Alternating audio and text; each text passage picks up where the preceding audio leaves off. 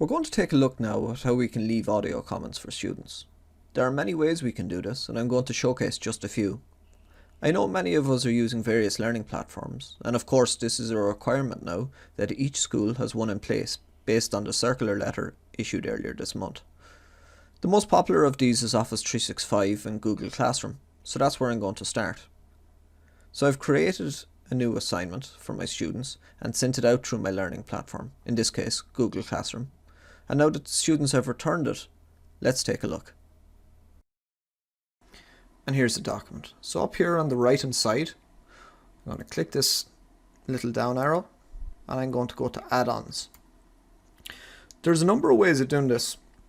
There's a Chrome extension called Talk and Comment, which is very simple to use. And this one here, Kazina, is another variation of the same. So I'm just going to open this. Now when we open it, we're going to have to agree to the usual terms and conditions. This is the first time I've opened it as a teacher. So it is just connecting. I agree.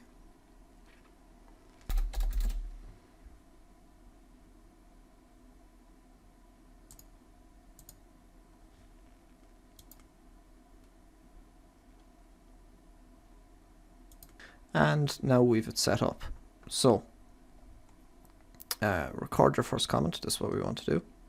And I'm just going to be talking about this part here. So when I select a piece of text, I can select different colors. So depending on the team that I'm giving feedback on, I might highlight different colors and just leave an audio comment there like that. As I can see here, actually I have a pop-up here, just this is the first time again that I've used it, so I want to make sure that the browser has permissions to use my microphone. So I'm just going to click allow, and again I can select the team for which I would like to give feedback, record my voice message. As you can see, it's recording here. I think there is a time limit of up to 30 seconds, but that should be fine to get your feedback across because you can leave multiple comments. And I'm going to stop and post. And here you can see we have our list of comments. As you can see, it's recording here. So now all I have to do is that I've left comments for the students. They're all nicely individually color coded and the students will be able to see that. I'm just going to return my assignment back to the student so to give them feedback on where they can improve their research and investigation. I'm going to switch across now to Microsoft Teams and show you how it might look there. The application I'm using could be integrated within Microsoft Office 365 or Google Classroom, however. So I'm going to demonstrate just one other way in which we can leave audio feedback for students. So if the student is working within Microsoft Word, or if they submit a PDF, or indeed if they just submit a sketch, we might find it a little more difficult to add audio comments. So there is a good way that we can do this. And if we navigate to the website vocaroo.com, and within Vocaroo it's very simple. There is no sign in required. You just go to this website vocaroo.com and you click record. Again, the first time you use it, you'll just have to allow your browser to use your microphone, and then you can record away, and when you're finished you can click stop. There is no time limit, so that's fine. Now that we have our audio comment recorded, we can just save and share. So we can copy the link. We can, if we want, we can use a QR code, but in this case we're just going to copy the link. The link is copied. I can download it if I wish either. I'm going to navigate back to Teams and I'm going to post in that feedback there for the students, and all they have to do then is when they get their feedback they can just open up that link and it will give them the audio comments. So just another very simple way of giving audio feedback.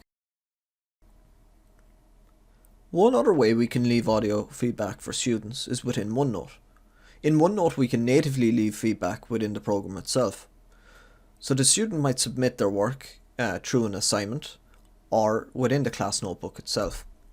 And to leave a comment, all we have to do is navigate to the insert, click where on the page we want to leave the comment, and click on the insert audio comment. And that will record a comment and leave it there within the page for the student. Now the student can submit all sorts of work through assignment features, either in Google Classroom or in Office 365.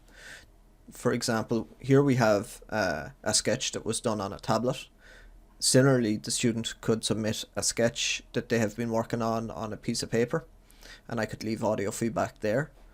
They could submit maybe a question that they had done in their copy, and I could leave audio feedback. And to do this, it's very simple. All the student would have to do is use the app on their phone, click to take a photo, upload that photo, and then I have it straight away, and you can see the quality is very good, and I can just leave an audio comment for the student. And similarly, if it was a worksheet or a different type of assignment, the same process could be followed.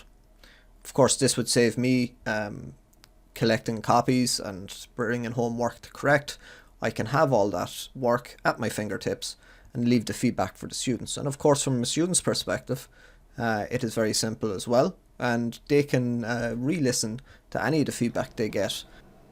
So as you can see, leaving audio comments for students can be a very impactful way of encouraging assessment for learning.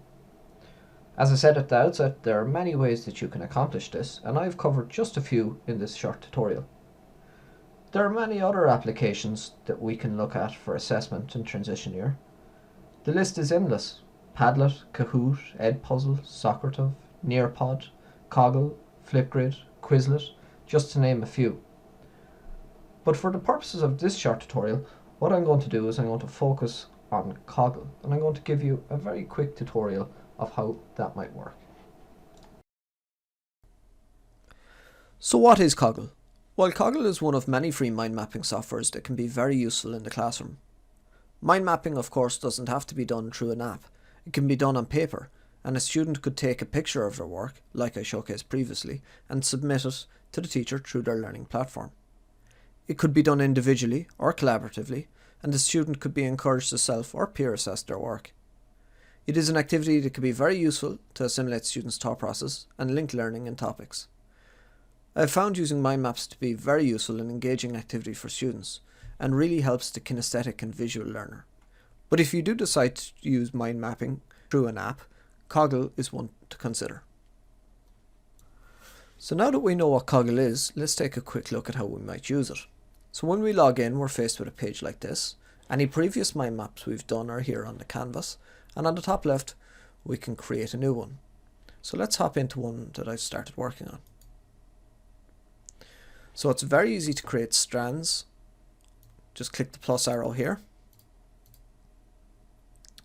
You can use text or you can use images. An image I have in the clipboard was why you might use Coggle.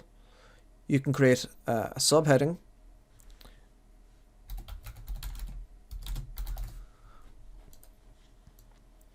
And you can put them wherever you want on the page. So you can see it's really as simple as that. It's very quick, very easy to use, but very colourful and engaging, and a very nice way to revise topics. So I hope you found this section on assessment useful, and that you will use some of the things you've seen here to broaden and enrich your own practice. Of course, when you do, if you have any problems, we'd be happy to help. You can ask any questions this evening through the chat feature, or of course you can contact us at any time through one of the TY team's email.